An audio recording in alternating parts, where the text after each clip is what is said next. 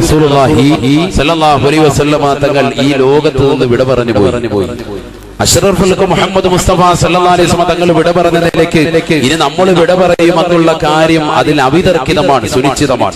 അല്ലാഹു നമുക്ക് നല്ല മരണം നൽകി അനുഗ്രഹിക്കുമാറാവട്ടെ. നല്ല ദിവസത്തിൽ അല്ലാഹു നൽകി അനുഗ്രഹിക്കട്ടെ. ധാരാളം ആളുകൾ ജമാഅത്താകുന്ന നമസ്കാരത്തിന് വേണ്ടി പരിശുദ്ധമാകപ്പെട്ട മയ്യിത്ത് നമസ്കാരത്തിന് വേണ്ടി ഒരുമിച്ച് കൂടുന്ന സ്വാലിഹീങ്ങളിൽ സാലിഹാത്തുകളുടെ ജനാസയായി അല്ലാഹു നമ്മുടെ ജനാസയെ പരിണമിപ്പിക്കുമാറാവട്ടെ.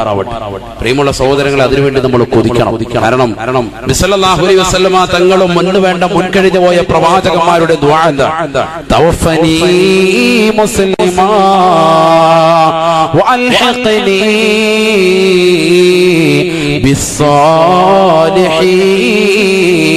ബിസ്സാലിഹീൻ. ഇതെപ്പോഴും നമ്മൾ ദുആരക്കേണ്ടതാണ്. തവഫനി മുസ്ലിമാ, അല്ലാഹു എന്നെ മുസ്ലിമായിട്ട് നീ മരിപ്പിക്കണേ. വഅൽഹിഖ്നി ബിസ്സാലിഹീൻ, സാലിഹീങ്ങളാകുന്ന സജ്ജനങ്ങളാകുന്ന ആലിമീങ്ങൾ, ഉലമാക്കൾ, ഉമറാക്കൾ, സാലിഹത്തുകളാകുന്ന സഹോദരിമാർ, അവരോടൊപ്പം എന്റെയും നീ കൂട്ടണേ അല്ലാഹ്. എപ്പോഴും നമ്മുടെ ദുആയിൽ വേണം. ഇതൊക്കെ ഈ ദുആകളൊന്നും ഇന്ന് നമസ്കാരത്തിന് ശേഷം കേൾക്കാനില്ല. ദുആരൊക്കെ അവിടെ ഇരിക്കാനും ആരും തയ്യാറാകുന്നില്ല. ആ ഒരു അവസ്ഥയിലേക്ക് പോയിരിക്കുകയാണ്. അല്ലാഹു കാത്തിരക്ഷിക്കട്ടെ. എത്ര നല്ല പ്രാർത്ഥനകളാണ് ഇതൊക്കെ. മുൻഗാമികൾ ചെയ്തതല്ലേ ഖുർആൻ നമ്മളെ പഠിപ്പിക്കുകയാണ്. മുസ്ലിമായി എന്നെ നീ മരിപ്പിക്കണേ അല്ലാഹ്. വഅൽഹിഖ്നി ബിസ്സാലിഹീൻ, സാലിഹീങ്ങളോടൊപ്പം എന്നെ നീ ചേർക്കണേ അല്ലാഹ്. എത്ര മഹത്തരമായ പ്രാർത്ഥനയാണ്. എന്താണ് സഹോദരങ്ങളെ ഖബർ? ഖബർ എന്താണ്?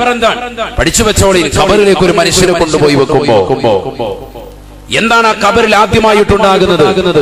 അബ്ദുല്ലാഹി ഇബ്നു മസ്ഊദ് റളിയല്ലാഹു തആല അൻഹു അല്ലാഹുവിന്റെ റസൂലിന്റെ അടുക്കൽ കടന്നു വരുകയാണ്. ഹബീബായ നബി തങ്ങളോട് ചോദിക്കുകയാണ്, യാ റസൂലല്ലാഹ്, യാ റസൂലല്ലാഹ്, മാ അവ്വലു മാ യൽഖൽ മയ്യിതു ഇദാ ദഖല ഖബറഹു, ഇദാ ദഖല ഖബറഹു. ഹബീബായ റസൂലുള്ളാഹി സ്വല്ലല്ലാഹു അലൈഹി വസല്ലമ തങ്ങളോട് ഇബ്നു മസ്ഊദ് റളിയല്ലാഹു തആല അൻഹു അല്ലാഹുവിന്റെ നബി തങ്ങളോട് ചോദിക്കുകയാണ്, നബിയേ, ഒരു മനുഷ്യനെ കൊണ്ടുപോയ ഖബറിലേക്ക് വെച്ച് കഴിഞ്ഞാൽ ആദ്യമായ ഖബറിൽ സംഭവിക്കുന്നത്, ഖബറിൽ അവൻ കണ്ടുമുട്ടുന്നത്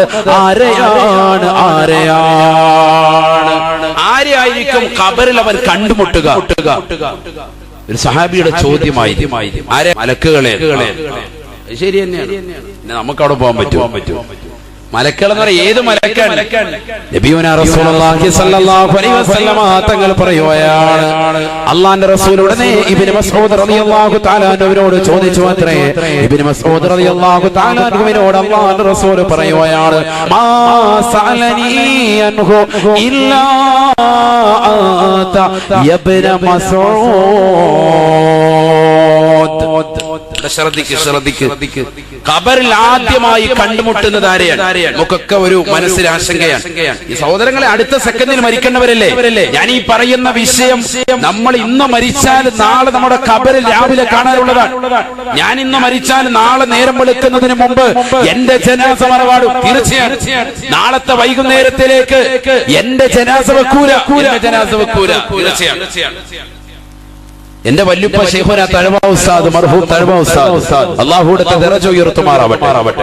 വലിയ സാത്വികരായ വ്യക്തിയാണ്. കേരളക്കര എന്നല്ല, ലോകം കണ്ട ഏറ്റവും വലിയ അത്യുന്നത വ്യക്തിയാണ്. മരണപ്പെട്ടു. 2.5 മണിക്കൂർ സമയം അദ്ദേഹം ജനാസ വെച്ചുള്ളൂ.